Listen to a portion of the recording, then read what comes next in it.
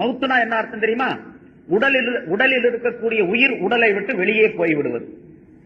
உயிர் உடலுக்குள்ள, ரூஹ் உடலுக்குள்ள இருக்கக்கூடிய நேரத்தில் என்னென்ன நிகழ்ச்சிகள் உடலில் நடைபெறுகின்றனோ அதெல்லாம் ஸ்டாப் ஆயிடுறது, நின்று போறது. இப்ப நான் பேசுறேன், நீங்க கேட்கறீங்க, உடலுக்குள்ள உயிர் இருக்கிறதுனால. என்னுடைய உடலுக்குள்ள உயிர் இருக்கிறதுனாலதான் என்னுடைய நாக்கு அசைது பேச முடியுது, என்னுடைய கண்கள் உங்களை எல்லாம் பார்க்குது, நீங்கள்லாம் நான் சொல்றதை கேட்கறீங்க, காதுகளால் கேட்கறீங்க. உடல்ல உயிர் இருக்கிறதுனால. அந்த உயிர் வெளியே போயிடுச்சு அப்படின்னு சொன்னா உடல் பூரா, உடல் இருக்கக்கூடிய உஷ்ணம் குறைந்து எல்லாம் சில்லிட்டு விடும், எல்லாம் குளிர்ந்து விடும். உடலுக்குள்ள உயிர் இருப்பதின் காரணமாக உடலுக்கு எடை குறைவாக இருக்கின்றது. உடலுடைய எடை குறைவாக, உயிர் உடலை விட்டு வெளியே போயிடுச்சுன்னா உடலுடைய எடை கூடி போயிடும். ஒரு பொருள் தண்ணிக்குள்ள போட்டிருந்தா அந்த தண்ணிக்குள்ள இருந்து அந்த பொருளை எடுக்கிறது அப்படியே தண்ணிக்குள்ளேயே நவுத்திட்டு வாங்க, ரொம்ப லேசா இருக்கும்.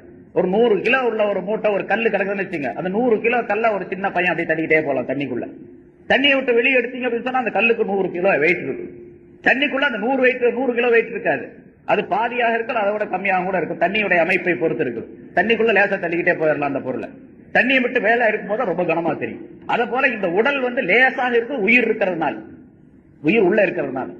உயிரை போயிடுச்சு அப்படின்னு சொன்னா பாடி கனமா இருக்கும். பாருங்க, ஒரு ஜனாதா எத்தனை பேர் தூக்கிட்டு வர்றாங்க, ஜனாதாவை 4 பேர் தூக்குறாங்க, அப்பவும் வெயிட் ரொம்ப வெயிட்டா இருக்குது. ஆனா அதே உயிரோடு இருக்கக்கூடிய நேரத்தில் 4 பேர் தேவையில்லை, ஒரு ஆள் தூக்கி தோல்ல போட்டு போயிடலாம். அதனால 60 கிலோ இருப்பாரு அதிகபட்சமா இருந்தா, இல்லாட்டி 70-75 கிலோ இருப்பாரு அப்படின்னு வச்சுங்க, தூக்கி ஒரு ஆள் தோல்ல போட்டு போயிடலாம். ஒரு ஆள் சைக்கிள்ல வச்சு உள்ள தள்ளிட்டு போறாரு, மீச்சிட்டு போறாரு ஒரு ஆளை. ஒரு ஜனாதா சைக்கிள்ல வச்சு மீச்சிட்டு போக முடியாது, அவ்வளவு வெயிட்டா போயிடுது. அப்ப இந்த ரூஹ், உடலுக்குள்ளே ரூஹ் இருந்தால் அவனுக்கு பேர் உயிர் உள்ளவன் அப்படின்னு பேர். அந்த ரூஹ் வெளியே போயிடுச்சுன்னா அவனுக்கு பேர் மையத்துன்னு பேர்.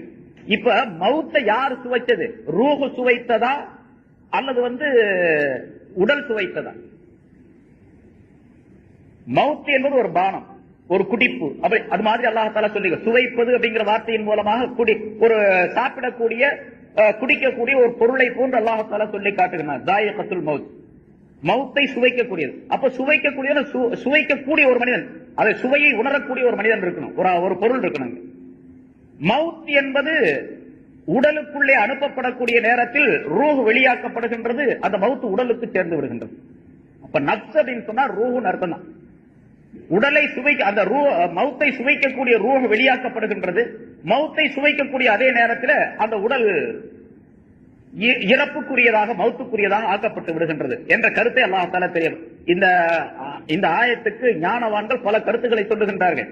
இந்த மௌத்துங்கிறது என்ன, அது உடல்ல எப்படி போகுது, எப்படி அந்த ரூஹ் அங்கிருந்து வெளியாகுது, பிறகு ரூஹ் வெளியான பின்னால் அந்த மௌத்துடைய அமைப்பு எப்படி ஏற்படுகின்றது என்பது பற்றி பல கருத்துக்கள். அதெல்லாம் நமக்கு ரொம்ப நுணுக்கமான கருத்துக்கள். அதெல்லாம் சொல்லிட்டு இருந்தா குழந்தையே போயிடும், நமக்கு கேட்கறவங்களுக்கு அது ஒரு மாதிரி குழப்பம் ஏற்பட்டு போயிடும். அதனால நமக்கு அது தேவையில்லை. ரூஹ் வெளியே போயிடுது, ரூஹுக்கு மௌத்து கிடையாது, அவ்வளவுதான் நம்பணும். ரூஹுக்கு மௌத்து கிடையாது, நான் பல தடவை சொல்லி இருக்கிறேன். உடலுக்கு தான் மௌத்து என்பது, உடலுக்கு தான். என்ன, இப்ப நான் இறந்து போறேன்னு வச்சுங்க, நான் இறந்து போறேன், இறந்து போன உடனே நிஜாமுதீன் இறந்து போயிட்டாரு, அஜித் இறந்து போயிட்டாரு அப்படின்னு நீங்க சொல்றீங்க. அஜித் தான் இங்கதான் கிடக்குறாரு, அப்புறம் என்ன இறந்து போயிட்டாரு? இறந்து போனது எது? இப்ப இந்த இடத்துல இன்னொரு சந்தேகம். முதல்ல சொன்னதுக்கு நேர் மாத்தமான கருத்து வருது. இறந்து போயிட்டாரு, அஜித் இறந்து போயிட்டாரு அப்படின்னு. அஜித் போயிட்டாருன்னு சொன்னா இங்கதான் கிடக்குறாரு, பாடி இங்க கிடக்குது. ஆனா நீங்க என்ன சொல்றீங்க? மத்தா போயிட்டாரு, இறந்து போயிட்டாரு அப்படிங்கிறீங்க. ஆனா போனது எது? ரூஹ் தான் போயிருக்குது, ரூஹ் தான் போயிருக்குது. இருக்கிறது பாடி இருக்குது, இங்க இருக்கக்கூடிய பாடியை போயிடுச்சு அப்படிங்கிறீங்க. அவர் இறந்து போயிட்டாரு. அப்ப அசல்ல எனக்கு பெயர் வைக்கப்பட்டது இருக்கின்றது, அது அந்த ரூஹுக்கு தான். அசல்ல அந்த ரூஹ் என்னுடைய பாடிக்குள்ள இருப்பதின் காரணமாக எனக்கு அந்த பெயர் நிலைத்திருக்கின்றது. ரூஹ் என்னுடைய பாடியை விட்டு போன உடனே என்னுடைய பெயரும் அதோட போயிடுச்சு, அந்த ரூஹோட சேர்ந்து போயிடுச்சு. அப்ப நிலைத்திருப்பது ரூஹ், நிலைத்திருப்பது ரூஹ். அழிந்து விடக்கூடியது பாடி, உடல்.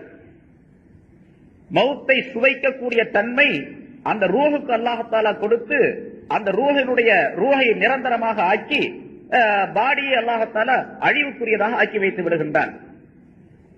ஸல்லல்லாஹு அலைஹி வஸல்லம் அவர்கள் சொல்லுகின்றார்கள், இந்த மனிதன் உலகத்தில் இருக்கக்கூடிய நேரம் வரைக்கும் தூங்கிட்டே தான் இருக்கிறான். நம்ம இப்ப முழிச்சிருக்கிறோம்ல, முழிச்சிருக்கிற நேரத்தையும் தூங்குறதாகவே ரசூலுல்லாஹி ஸல்லல்லாஹு அலைஹி வஸல்லம் சொல்றாங்க. ராத்திரில கொஞ்ச நேரம் தான் தூங்குறோம், 6 மணி நேரம் 7 மணி நேரம் 8 மணி நேரம் தூங்குறோம்.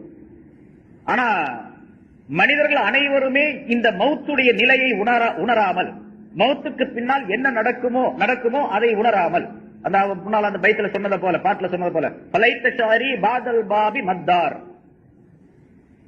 மவுத் என்பது ஒரு வாசல்.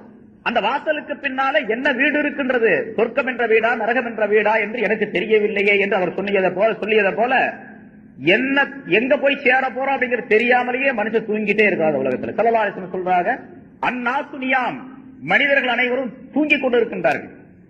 அவங்க தூக்கம் எப்ப கலையும் தெரியுமா?